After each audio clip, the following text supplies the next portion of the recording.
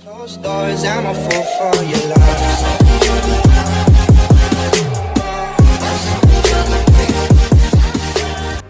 Hello guys, magluluto po ako ngayon ng kinamatisang baboy or pork.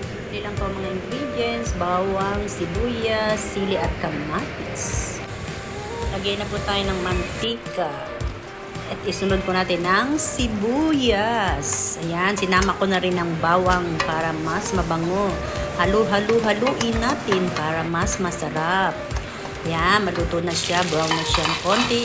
Ilagay po natin ang kamatis. Siyempre, kailangan maraming kamatis, kaya nga kinamatisang baboy, di ba? Nge. Ayan.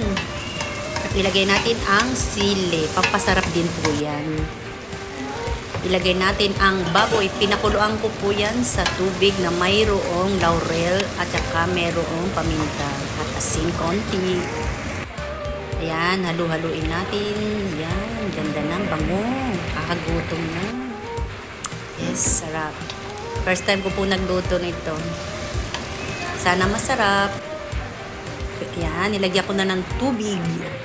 Kasi palalambutin pa rin po natin yung baboy. Masarap pong kumain kung malambot ang baboy. Ayan, kumukulo na siya. So, bango-bango. Sarap kumain. Hindi pa naluluto. Nananabik na ako. Sarap. Bango-bango niya. Ubos ang kanin. Yes! Ang resulta ng aking kinamatisang baboy. Yes! Ang sarap. Yummy, yummy!